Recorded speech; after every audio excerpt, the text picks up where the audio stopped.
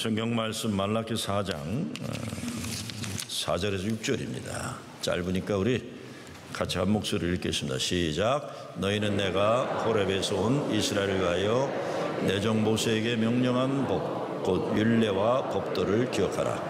보라, 여호와의 크고 두려운 날이 이르기 전에 내가 선지자 엘리야를 너에게 보내리니 그가 아버지의 마음을 자녀에게로 돌이키게 하고 자녀들의 마음을 그들의 아버지에게로 돌이키게 하리라. 돌이키지 아니하면 두렵건대 내가 와서 저주로 그 땅을 칠까 하노라 하시니라. 오늘 말씀은 구약의 맨 마지막 말씀입니다. 말라기가 구약의 맨 마지막 책이고 오늘 우리가 읽은 본문이 말라기의 마지막입니다. 그러니까 성경의 순서에서 예수님 시대를 열어가는 신약 성경으로 넘어가기 직전에 주시는 말씀입니다. 근데 여호와의 정하신 날이 용광로에 불같이 이르리라 하는 겁니다. 불처럼 확 이르리라. 그날이 이르면 하나님의 이름을 경외하는 자들에게는 공의로운 해가 떠올라서 치료하는 광선이 비칠 것이고, 그 치유의 광선을 받게 되면 외양간에서 나온 송아지처럼 행복이 가득해서 강중강중 뛰놀리라 이렇게 하신 겁니다. 하나님의 정하신 날이 온다. 그런데 그 날이 오기 전에 하나님이 소원하시는 게 있다 그러시면서 6절에 가니까 아비와 아들의 마음이 하나 되는 겁니다. 정말로 아비와 아들 세대의 마음이 얼마나 멀리 있기에 오늘 구약 마지막 말씀에서 아버지와 아들의 마음이 가까워지는 그날을 하나님이 바라신다는 걸까요? 말라기는 70년, 그러니까 이스라엘 백성들이 바벨론 포로 생활 70년, 완전 숫자 70년 생활을 포로 생활을 마치고 꿈에도 그리워하던 조국 땅으로 돌아왔는데 다 폐허가 돼버린 거예요.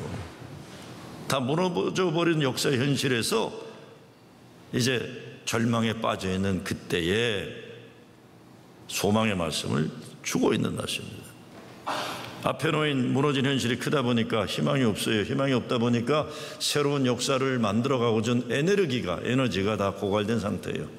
그런 암울한 역사의 현장에 하나님 말씀이 잊혀진 겁니다. 메시지는 단순합니다. 하나님과 관계를 먼저 회복하라. 이를 위해서 온 몸과 마음과 뜻을 정성을 다해서 신령과 진정으로 예배 드려라. 종교 지도자들은 정신 차리라고 야단치고 상처 입은 백성들에게는 위로와 소망을 주는 게 치유의 광선이, 공의로운 치유의 광선이 비춰지리라 이런 겁니다. 그리고 민족의 회복을 위해 하나님 말씀에 순종을 하는 거죠. 이 말씀 순종의 내용으로 아비와 아들의 마음이 하나 되는 거예요. 그렇지 않으면 하나님이 직접 오셔서 그 땅을 저주할 거라고 이렇게 경고하고 있습니다. 마음이에요. 마음이 열리지 않으면 안 된다는 거죠. 마음이 열려야 살 수 있다 하면서 아비의 마음이 자녀에게로, 자녀의 마음이 아비에게로 돌아오라. 가정만이 아니죠. 나라와 민족이 다시 살 길을 제시하면서 달라진 것이 만나지는 그때 돼야만 된다는 겁니다. 새로운 민족의 역사가 시작돼야 하는데 이스라엘 민족 문제의 중심에도 부모와 자녀의 마음이 서로에게 반대로 있는 겁니다. 대화가 안 되고 생각이 너무 다른 거예요. 누가 잘못했다고 지적하진 않아요. 그러나 잘못을 지적하진 않지만 마음들이 다시 돌아오지 않으면 하나님이 직접 오셔갖고 심판하신다고 얘기하는 겁니다. 어떻게 보면 우리 조국을 생각할 때도 중요한 말씀이에요. 오늘날처럼 역사를 보는 시각이 세대 간에 첨예한 시대가 없습니다. 집안에서 아버지 아들 정치에게다 밥상 날아가기를 다반사로 하는 거예요. 그래서 목사들도 웬만해서 카톡방에서요 정치 얘기 나오면 안 하려고 그러냐면 하도 이게 극단적으로도 서로 표현들 하니까 그냥 다 빠져나가게 되죠. 대화가 불가능해져 이제는요. 교회에서도 세대 간 대화가 그친 것이 오래된 현실입니다. 이거 얘기하는 거예요. 저는 우리 한반도에 일어나는 현상들 보면서도 소통돼야 돼만 열려야 되고 만나져야 되는데 이거를 가로막는 이 정신나간 세력들이 왜 저렇게 됐나 진짜 답답해요. 미래를 열어간 살 길은 사실 별로 없습니다 우리는.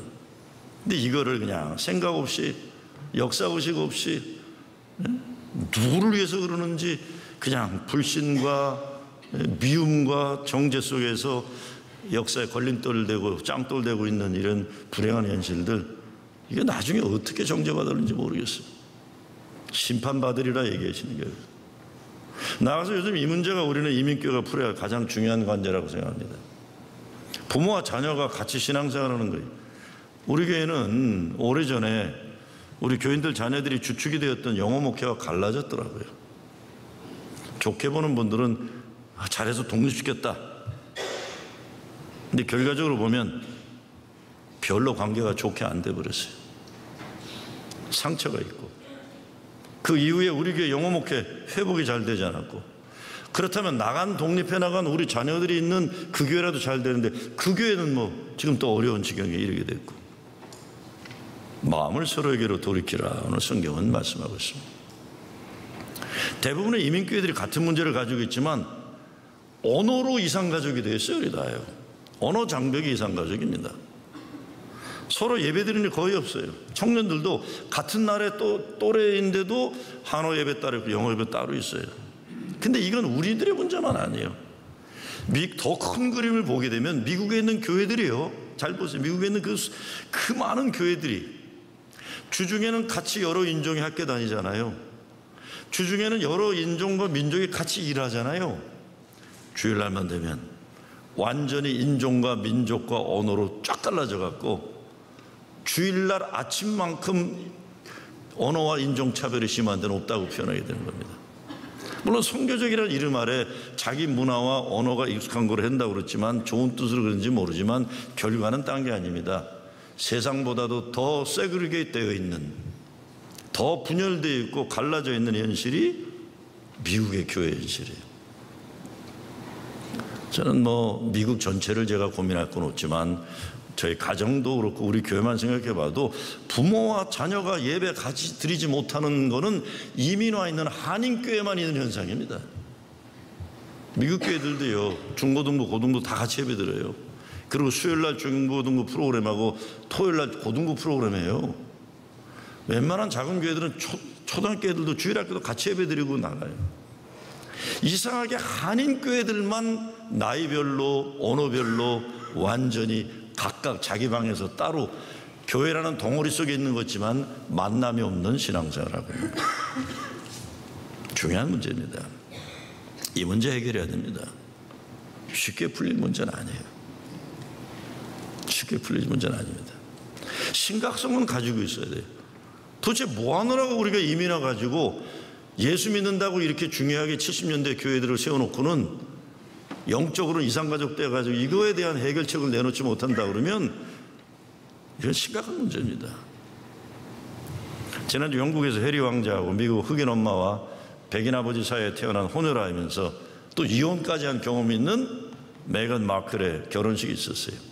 이런 조마조마한 상황이기 때문에 전 세계 언론이 관심 가지고 보았어요. 근데 또 주례사를 한 이 목사는 이 영국 왕실의 결혼식인데 미국의 성공의 커리 주교예요. 이분이 흑인이에요. 또 그분이 결혼 주례사 가운데 마틴 루터 킹 목사의 말을 인용하면서 사랑의 능력을 발견해야 하는데 그것은 회복의 능력이 있는 사랑이라고 얘기했어요. 회복의 능력이 있는 사랑을 발견할 때 새로운 세상을 열어가게 된다면서 사랑만이 살 길이라고 제시합니다. 회복의 능력이 있는 사랑을 발견하라. 이게 뭘까요? 회복의 능력이 있는 사랑. 오늘 성경 말씀은 한 민족과 백성, 나라가 살 길이 마음에 달려있다는데 그것이 세대 간의 마음이 서로에게 열려있어야 한다는 거예요. 자기 말만 하려고 하고 자기 주장만 옳다고 소리 지르는 세상이 아니라, 가정이 아니라, 교회가 아니라 다른 사람들의 이야기를 관심 있게 들어주고 그들의 마음을 내 마음으로 만나가고 마음을 열어가는 이것이 새 역사에 중요하다는 거죠. 가정도 국가와 민족도 자녀와 아비의 마음이 서로 열려서 서로의 마음을 헤아릴 줄 아는 그런 단계에 이르러야 한다는 겁니다. 서로 무심하면 안 된다는 거죠. 서로 함부로 대하면 안 된다는 겁니다. 정말 아들과 딸이 아비와 어머니의 마음이 서로 만나지면 공의로운 치유의 광선이 비춰져서 외양간에서 막 나와서 뛰노는 송아지처럼 기쁜 날이 오리라 하는 겁니다. 사실은 우리가 사랑해야 될 사람들인데 서로 상처 주고 노엽게 만드는 일이 얼마나 많습니까? 그러면서도 우리가 스스로 그걸 대수롭지 않게 여기 살 때가 많아요. 제가 시카고에서 학생 목회할 때인데 아주 성격이 좋은 여학생이 하나 있어요. 그래서 남자애들도 인기고 여자애들도 인기였었어요. 근데 이 아이를 보면은 제가 이렇게 패턴을 이렇게 보게 되면 목회하면서 보니까 얘는 막 자라다가도 어느 순간 뒤로 쭉 빠져요. 보니까 자신감이 없어요. 뭘 막 하다가도 뒤로 쭉 빠져서 얘가 왜 이러나 그래서 그것만이 아니라 어떤 땐 갑자기 밑도 끝도 없이 분노할 때가 있어요. 제가 왜 저러나. 그래서 제가 항상 학생 때는 그랬어요. 야, 쟤 쥐약 먹었냐? 쟤 왜 저러냐 그랬어요. 밑도 끝도 없이 분노하니까. 자, 문제는 결혼을 잘했어요. 지금도 메릴랜드의 해군 본부에서 용건을 있는 남편 같이 목회해서 만나갖고 잘 사는데 결혼한 지 몇 년 지난 다음에 저를 찾아왔어요. 똑같은 문제가 있더라고요. 목사님, 내가 왜 이런지 모르겠어요. 이게 애들 키우고 그러면서 남편과도 문제가 되고 애들에게 문제가 되는 거예요. 가만히 들어보니까 어린 시절에 받은 상처예요. 그게 해결이 안 된 거예요. 땅이 아닙니다.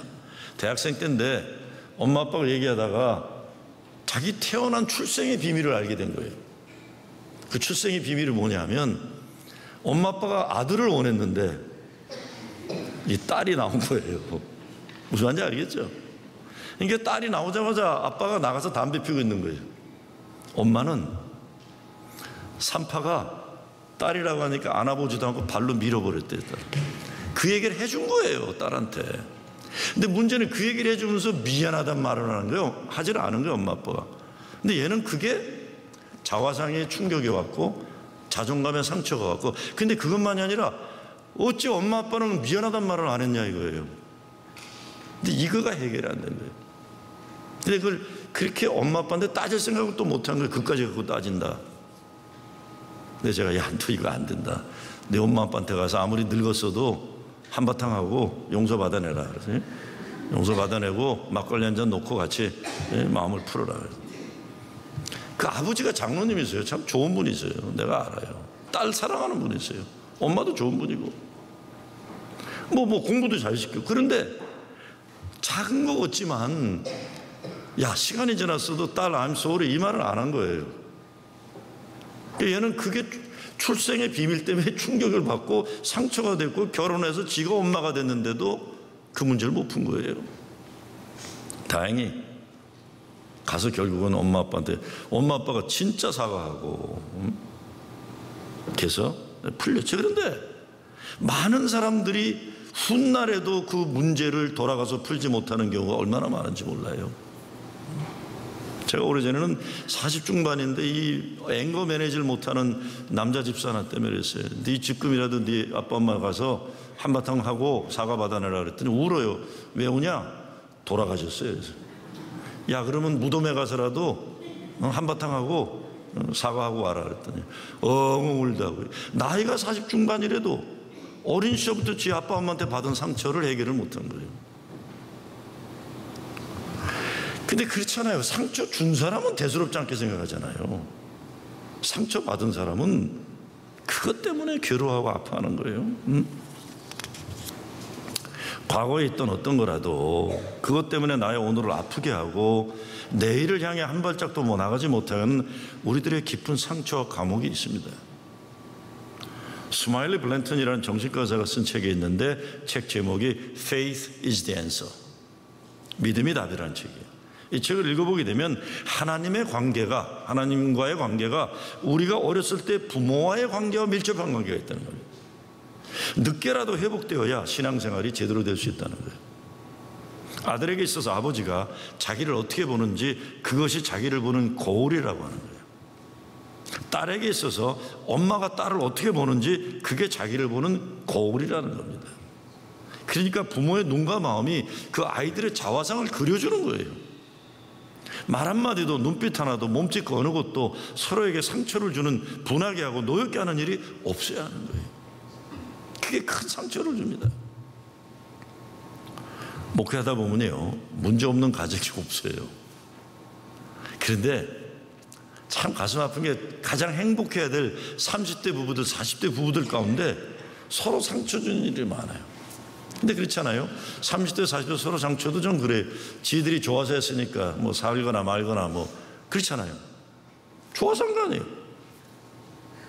그런데 그 애들이 상처받는 건 어떻게 해요? 애들이 상처받는 이 부모들이 못돼 먹어갖고 지들이 무책임해서 하는 건 뭐 자기들이 한 거라고 그러지만 애들이 상처가 참 가슴 아픈 일이에요.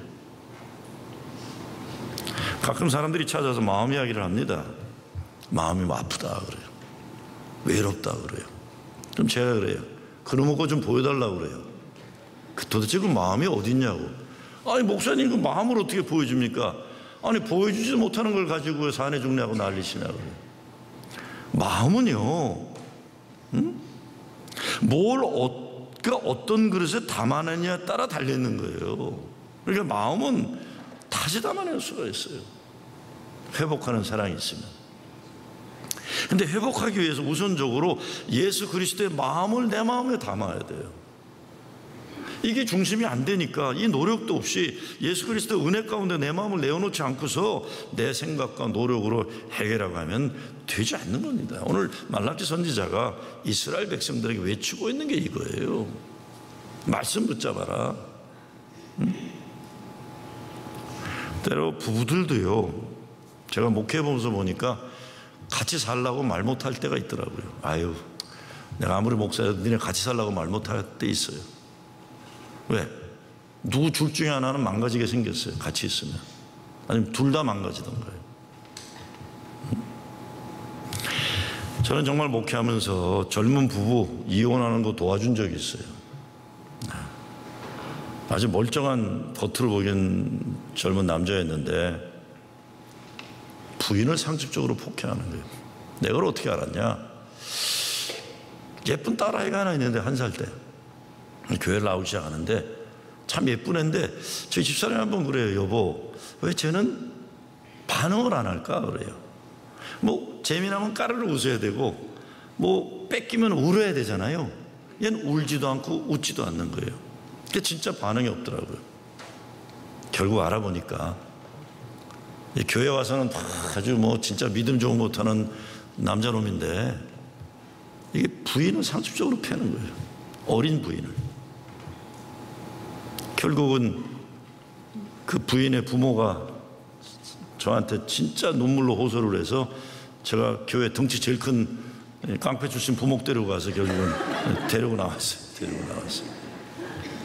그러고 잊어먹었어요. 저는 그러고는 아틀란타 갔고 그리고 뉴욕에 왔어요. 뉴욕에 왔는데 내가 뉴욕에 온 것이 알게 돼가지고 페이스북 친구로 신청을 하는데 보니까 이 새로 결혼한 남편하고 뭐 요트 타면서 이 뉴욕 해안가에서 행복한 얼굴, 이게 누군가 봤더니 그 여자예요. 그 여자예요. 나중에 알아보니까 그 딸아이는 제가 만났어요. 대학교 들어간 다음에 인사하러 왔길래. 그래서 아버지하고 다시 만났고 아버지도 재혼했어요. 근데 가보니까 이게 미국 온 지 얼마 안 됐을 때 미국에서 자라난 어린 여자와 결혼하고는 미국에서 풀리지 않으니까 남자애는 분노를 가장 약한 부인한테 한 거고 그래서 갈라져요. 다행인 건 양쪽이 다 재혼해가지고 잘 됐어요. 다행인 건 양쪽 부모들이 다 신앙생활 좋은 장모님들이었어요. 우리 교회 장모님이 난 그것도 몰랐어요. 나중에 알고 보니까 그 사건이 나중에 보니까 우리 교회 장모님이 집안이더라고요. 해피엔딩으로 끝났죠. 근데 그런 집이 많지가 않아요.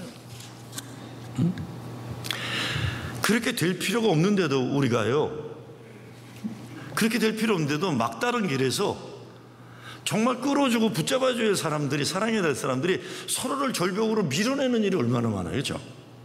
가정에서도 교회에서도 사랑해야 될 사람들, 떨어진 사람 붙잡아 일으켜야 되는 게 그게 우리 가정인데 현실은 밀고 싶어서 그냥 이런 가정이 얼마나 많아요. 많아. 치료받아야 돼 이거요. 아니 이빨 아프면 치과 의사 보잖아요. 그렇죠? 눈 따가면 안과 의사 보고, 마음 아프면 어디 가서 봐야 돼요? 정신과 의사 봐야 돼요. 영적인 문제는 목사 만나야 되고요. 뭐 우리들은 정신과 의사만큼 받지는 않을 거예요. 그러니까 이건 그래도 아프면 고치러 와야 될 거 아니에요. 근데 왜 마음의 병은 고칠 생각을 못하고 마음의 병은 부끄러워하는 겁니까 우리가? 가정에서 하나님의 마음이 우리의 마음이 되어야 돼요. 가정이 깨지는 것이 다른 건 아니죠. 아내와 남편, 부모와 자녀의 마음이 서로 갈라져 따르는 거예요. 그런데 그 모든 문제의 근원에는 하나님의 마음을 향해 열려지지 못했기 때문에 그래요. 마음이 통한다는 것은 불통의 상황, 소통의 상황으로 바뀌는 거예요. 소통이 되어야 단어놀이 같지만 형통한 가정이 될 수 있는 거예요. 나라도 그렇잖아요. 나라도 소통이 되는 것을 가로막는 악한 짓들 하면 안 돼요. 그래야 나라가 형통할 수 있는 거예요. 그런데 집안의 어른들이 깨진 마음들이 되어버리면 그 집안의 가장 연약한 사람에게 피해가 오는 거예요. 대부분 경우 이거는 아이들이에요. 그러니까 빨리 마음들이 가까이 와야 돼요. 여러분, 교회 문제 생기면 진짜 피해보는 건 애들이에요. 애들이에요. 사람이 혼자 살면 편한 것도 많아요. 그렇죠? 혼자 살면. 법정 스님이 쓴 책 가운데 홀로 사는 즐거움이라는 책이 있어요. 그 책에서 법정 스님을 소개하면서 이렇게 썼더라고요. 본인이 쓴 게 아니라 그분을 소개하는 글이에요. 오늘도 강원도 산골 오두막에서 혼자 지내시는 스님은 변하지 않는 침묵과 무소유의 철저함으로 이 시대 가장 순수한 정신으로 손꼽힌다 그랬어요. 근데 제가 그걸 보고는 What are you talking about? 이런 생각이 들어요. 정말 인생 그렇게 강원도 산골 오두막에서 혼자 살아야 순수한 정신입니까? 저는 법정 스님의 인격을 비하하고자 하는 의도는 하나도 없어요. 이거는 법정 스스로가 쓴 게 아니라 출판사에서 쓴 거예요. 아니, 강원도 산골에 외롭게 있으니까 순수한 정신이에요? 그것도 이 시대 가장 순수한 정신? 아니잖아요. 여러분, 진짜 신앙 좋은 사람이 저처럼 이렇게 교회에서 목회하는 사람인가요? 아니면 여러분처럼 직장 생활하면서 별별 인간들 다 만나면서 더럽고 치사한데도 먹고 살아야 되니까 웃으면서 하는 여러분이 신앙 지키는 게 더 강한 신앙인가요? 그렇죠. 누구겠어요? 저는 제가 만나는 손님들은요, 저한테 그렇게 함부로 하는 손님은 많지가 않아요. 그렇죠? 정 싫으면 딴 데 가면 그만하니. 그렇죠? 근데 여러분은 손님이 오면 땅 집에 가라고 하세요? 못 하잖아요. 아이고 왜 그러세요 아줌마, 싸게 줄게 이러잖아요. 그렇죠? 진짜 별꼴 다 보면서 먹고 살아야 되잖아요. 그래서 이거 뭐죠? 이거 벨 다 빼놓고 장사하는 거 아니에요? 그렇죠? 저는 벨 빼놓고 장사할 이유가 없어요. 더군다나 우리 교회 정도 사이즈 되면 누가 가는지 오는지도 잘 모르잖아요. 그냥. 그러니까 진짜 믿음 좋은 건 저 같은 사람이 아니에요. 누구예요? 시장 바닥에서 장사하는 여러분이 진짜 믿음 좋은 거예요. 이건 괜히 제가 입 바른 소리 하는 게 아니에요.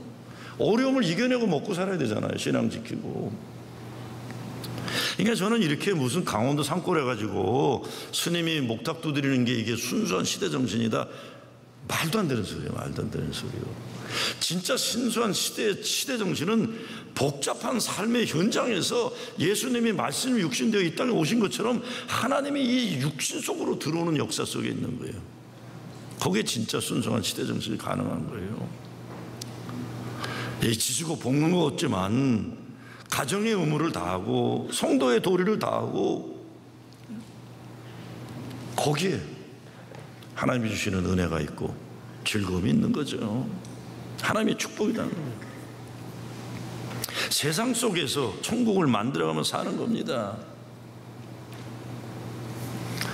지금 영국의 엘리자베스 왕이 필립 공과 결혼할 때 캔터버리 대주교가 한 주례사 가운데 이런 얘기를 했어요. 두 분이 진정 서로 가까워지기 원한다면 각자 주님과 먼저 가까이 되십시오, 그렇게 했어요. 그래야 진정 두 분은 하나 될 수 있습니다. 그래서 마찬가지입니다. 예수의 마음을 내 마음에 담을 때 부부간에도 부모 자녀간에도 마음이 하나 될 수 있는 거예요. 사람이 성숙해진다는 것, 다른 사람의 마음을 내 마음에 담는 능력이 확장된다는 거 아닙니까? 창세기 마지막에도 보면 야곱의 아들들이 젊었을 때는 아버지를 속이고 형제끼리 미워하고 그랬는데 나이가 들면서 어떻게 돼요? 형제들이 나이가 들면서 어린 동생 요셉에게 못대한 게 한이 맺혔어요. 형들이요. 그래갖고 에집트에 포로 베냐민인가를 놓고 가려고 그러니까 그 유다가 그래, 내가 제일 큰 나이 먹은 형이 그러잖아요. 안 됩니다. 이 아들마저도 잃어버리면 우리 아버지는 살아날 수가 없습니다. 그래갖고 저를 포로로 볼모로 데리고 있어. 그때 요셉이 뒤로 돌아 울고 있었던 거 아니에요. 늙으면서 늙은 아버지의 마음을 아들들이 가지게 되고, 늙으면서 형제들의 마음이 동생에게 못되게 한 마음이 아픔으로 다가온 거예요. 아버지의 생명이 형제의 생명과 같다는 걸 늦게 깨달은 거죠. 이렇게 성숙해진 야곱의 아들들을 하나님이 살려주시고 축복하셨던 거예요. 부모 공경도 억지로 강요해서 될 일이 아닙니다. 자녀들에게 부모 공경을 강요하고 음으로 내세우는 가정도 보면 그리 행복하지가 않아요. 억지로 하니까. 부모가 먼저 하나님의 마음을 모르면 자녀가 어떻게 그 부모에 가까이 되겠어요? 그러니까 부모가 자녀의 마음을 모르고 결국 자녀들이 부모의 마음에 관심 없는 게, 하나님의 마음에 관심 가진 부모에게 부모의 마음에 관심 가진 자녀가 생기는 겁니다. 여러분, 가정에 부모와 자녀 간 화해가 필요한 가정이 있을 겁니다. 그렇죠? 화해라고 안 하더라도 개선되어야 할 관계에 있을 거예요. 저는 자주 말씀드리지만 올해 초에 와서 제가 우리 아들에게도 그랬고 딸한테는 말 안 했지만 내 아주 마음에 작정한 게 있어요. 잔소리 안 하리라. 어떻게 살아야 된다는 가르침 안 주리라. 그런 게 아니에요. 그 대신 자기 스스로 할 수 있는 거라도 내가 어떤 때, 어제 밤에도 10시에 뭐 비행기 타고 온다는데 우버 타고 오겠다는 걸 내가 그냥 나가서 데리고 왔어요. 우버 타고 뭐 무슨 문제가 있어요? 그냥 그러고 너 뭐 했냐, 뭐 인생 이렇게 살아라 안 해요. 재미났니? 뭐 했니? 묻고 싶어도 확 깨물고 있어요. 그냥. 재미났니? 그냥 물어보는 더 얘기 안 해주면 가만히 있어요. 그냥 그분이 말하실 때까지 기다리고. 그러고는 지 누나 만나갖고 뭐 얘기하는데 제가 이 보청기 때문에 못 알아들으니까 둘이 챙겨나가다가 아빠가 챙겨니까 둘이 딴 방으로 가버리더라. 그래서 아이고 나는 이제 외로운 인생이구나. 그런데 그래도 아무 말 안 해요. 내가 말을 안 해야 애들이 나한테 말을 걸어올 거라고 생각하기 때문에 그렇습니다. 억지로 되는 게 아니잖아요. 화해가 필요할 거예요. 우리 인생에 문제가 있다는 거 평범한 현실이에요. 그런데 문제를 어떻게 풀어나가느냐, 이게 건강한 가정과 그러지 못한 가정을 구별되는 겁니다. 부모와 자녀 간에도 모든 인간관계에 문제가 있다는 건 지극히 평범한 거예요. 러시아 속담에 아침에 일어나서 몸에 아무것도 아픈 부분이 없는 사람은 죽은 사람이더라고요. 그렇죠. 아침에 일어나서 몸에 아무것도 아픈 것이 없는 사람은 죽은 사람뿐이라는 거예요. 문제가 있다는 건 살아있다는 걸 말이에요. 아프면 살아있다 그러는데, 하나님 감사합니다. 살아있네요 제가. 그냥 문제를 잘 해결해야죠. 부모와 자녀 간에 가진 쓴뿌리를 풀면 살아야 돼요. 그래서 오늘 2절 말씀에도 하나님의 이름을 경외하는 자에게는 의로내가 떠올라서 치료하는 광선을 바란다. 치유의 새 역사가 있는 거예요. 우리는 모두 때로 본의 아니게 상처를 주고받아요. 이 상처를 어떻게 다루냐에 따라 상처를 딛고 아름다운 열매를 거두기도 하고 상처 때문에 병들어 살기도 하는 겁니다. 요셉 보세요. 자기를 죽이려고 했던 형제들이지만 부모 생각해서 용서하잖아요. 용서만이 아니라 새 역사를 위해 사랑의 시작을 하는 겁니다. 원수 갚는 게 아니에요. 이걸 redemptive love라는 거예요. 회복하는 사랑. 네? 형들 세워놓고 자기 고생시킨 거 빠따치고 뭐 고문하는 게 아니에요. 미래를 열어주기 위해서 그들의 후손들 책임지겠다고 하는 거예요. 아비의 마음을 자녀에게로, 자녀의 마음을 아비에게로. 아버지의 마음을 함께 느낄 줄 알았던 자녀를 가진 야곱, 노후에 행복해진 거예요. 여러분 한번 상상해 보세요. 늙어서 이제 만나잖아요. 근데 알거지가 된 야곱을 요셉이 무시하지 않고 애굽의 왕 바로에게 모시고 가서, 그랬더니 아시다시피 들어가면 축복하고 나오면 축복했다 이렇게 써 있잖아요, 성경에. 훗날에 이스라엘 후손들이 그 성경을 읽을 때 무슨 생각하겠어요? 아, 우리 조상들은 돈도 없고 힘도 없고 강한 군대도 없었지만 세상에 가장 강한 에집트 제국을 축복하는 권한은 우리 할아버지 조상들에게 있었구나. 거룩한 자화상과 자존감을 가지고 살 수 있는 거예요. 하나님이 우리와 함께 하시는 민족이라는 거죠. 아버지의 마음을 자기 마음으로 가졌던 요셉이에요. 마지막으로 예수 믿는 우리들에게 사명이 있다면 마음과 마음의 문이 열리도록 길을 만드는 사명이에요. 진짜 예수 믿는 사람들은 만남의 길을 가로막는 거나 만나야 되는 다리를 무너뜨리는 역할을 하면 안 되는 거예요. 제가 요즘에 그런 얘기 많이 하잖아요.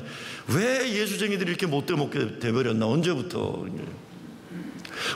우리들의 교회는 이렇게 못된 인간들이 못된 가르침으로 가득하게 되었나? 역사 발전에 걸림돌이나 되고 정의로운 세상 만드는 게 아니라 불의한 세상이나 수호하게 되고 교회 와서도 인간들끼리 하는 거 보면 못돼 먹은 짓들을 하는 사람들이 너무 많고 이게 언제부터 이렇게 됐냐는 거예요.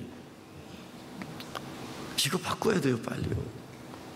사람과 사람의 마음이 만나지도록, 무엇보다 그 사람의 마음속에 주님의 만남이 만나지도록 하는 게. 여러분, 우리 교회도 주님 만나지 않으면 살기 어려운 사람이 얼마나 많아요. 그분들이 예수님 만날 수 있도록 길을 열어주고 이끌어주고 인도해주는 거예요. 주님 마음이 만나짐으로 치유의 광선이 비춰져서 사람의 힘으로 감당하지 못하고 사람의 힘으로 해결하지 못했던 삶의 아픔들이 치유받고 감옥문이 열리고 무덤문이 열리는, 주님과 우리 사이에 다리를 놓는 역할, 이게 우리의 사명 아닙니까? 여러분의 가정에서 부모와 자녀의 마음이 서로에게 열리고 하나님 마음에 열리기를 주의 이름으로 축원합니다.